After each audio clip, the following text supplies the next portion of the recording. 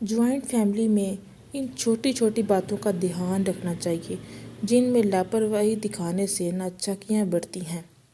کھانا برابر تقسیم ہو، خاص طور پر بچوں کی پلیٹوں میں کھانا اور بوٹیاں ڈالتے وقت ان کے باپ کی امیر یا غریب ہونے کی وجہ سے فرق نہ کیا جائے۔ یہی اصول پھل یا گھر میں آنے والی کسی بھی چیز کو تقسیم کرتے وقت اپنایا جائے۔ یقین مانیے بچے یہ ساری عمر یاد رکھتے ہیں۔ گھر میں سب کے لیے ایک جیسا کھانا بننا چاہیے، لیکن اگر کسی کا بچہ کھانا نہ کھا رہا ہو اور اس کی ماں اسے اپنے پیسوں سے الگ سے کچھ بنا کر دے، مثلاً انڈا، بریڈ، نوڈل، سینڈوچ وغیرہ، یا بچہ بیمار یا کمزور ہو تو اسے گوشت وغیرہ بنا دے، تو دیورانیوں جٹھانیوں کو یہ امید نہیں لگانی چاہیے کہ ساتھ ہمارے بچوں کو بھی ویسا ہی بنا کر دے۔ کیا پتہ کوئی اپنے بچے کے نخرے مشکل سے افورڈ کر رہا ہو، سب کو ویسا ہی کھلانے کا بجٹ یا وقت نہ رکھتا ہو، اس لیے دوسروں کو اپنی اولاد کی کوالٹی فوڈ دینے دیں، اپنی زبانیں اور ٹانگیں سمیٹ کر رکھیں۔ کسی کے کام میں اڑانے سے دوسروں کو تانے مارنے کی بجائے اپنے بچوں کو صبر و تحمل سکھائیں۔ دوسری طرف اگر کوئی گھر کے مشترکہ کچن میں کھڑے ہو کر پورے گھر میں خوشبو بکھیر کر اپنے بچوں کے لیے الگ سے کچھ بنائے اپنے پیسوں سے، تو اخلاقیات کا تقاضا ہے کہ دوسروں کے مچلتے ہوئے بچوں کو بھی تھوڑا سا ضرور دیں، تاکہ ان کو چیز کا ذائقہ چکھنے کی حسرت نہ رہے اور وہ والدین کا جینا دوبھر نہ کریں۔ کھانے پینے کے اخراجات پر فیملی کے ممبران کے مطابق تقسیم ہوں۔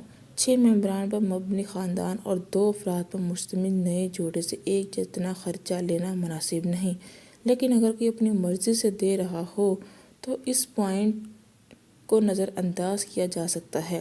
البتہ بجلی کے بل برابر تقسیم ہوں۔ اگر دونوں فیملیز کے پاس کمروں کی تعداد برابر ہو اور کسی ایک کی طرف اضافی کولر یا اے سی نہ چلتا ہو۔ گھر میں اجتماعی معاملات میں کسی ایک سربراہ کا فیصلہ مانا جانا چاہیے، البتہ ہر ایک کو اپنی رائے دینے کا حق ہو۔ وہ سربراہ ساس سسر میں سے کوئی بھی ہو سکتا ہے۔ ان کی غیر موجودگی میں دیور یا جیٹھ میں سے بھی جو زیادہ معاملہ فہم ہو، نند کو سربراہ بنانے سے گریز کیا جائے تو بہتر ہے، جیسے گھر کا بجٹ سیٹ کرنا، بچت کے طریقے اپنانا، کسی کے ساتھ لین دین کرنا یا گھر کی تعمیر و مرمت کرانا۔ انفرادی معاملات میں ہر کسی کو اپنی مرضی، پسند ناپسند کے مطابق فیصلہ کرنے کا اختیار ہو، جسے سب بغیر منہ بنائے خوش دلی سے قبول کریں۔ یاد رکھیے، کسی کا اپنے بچوں کی تعلیم اور رشتوں کا فیصلہ کرنا انفرادی فیصلہ ہوتا ہے، اس میں کسی دیور جیٹھ کا عمل دخل کی گنجائش نہیں ہوتی، ہاں صرف سہولت پیدا کرنے کی حد تک۔ ہر کسی کو اپنے میکے والوں کی آؤ بھگت کرنے کا اختیار ہو۔ اول تو بجٹ میں اتنی گنجائش ہونی چاہیے کہ کسی کے میکے سے کوئی آئے تو ان کی بہترین مہمان نوازی ہو، اچھا کھانا بنے، لیکن اگر یہ ممکن نہ ہو تو اس بہو کو مکمل اجازت ہو کہ وہ اپنے خرچے سے مہمانوں کو جو چاہے منگوا کر یا بنا کر دے۔ پھر اس سے توقع نہیں رکھنی چاہیے کہ وہ پورے ٹبر کے لیے چڑھے روسٹ بنائے۔ ہاں، ساس سسر کو ضرور ساتھ بٹھائے جو اسے کھانے کے وقت میں گھر کے بزرگوں کو نظر انداز کرتی ہیں، نہ جانے وہ حلق سے نوالا کیسے نیچے اتارتی ہیں۔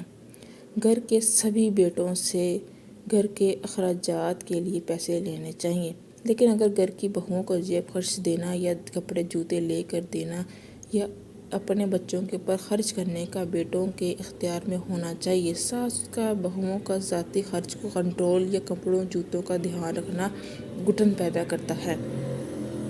ساس کی لائی دال سبزی تو قبول ہو جاتی ہے، لیکن ساس کی پسند کے سوٹ پہننا ہر بہو کو قبول نہیں ہوتا۔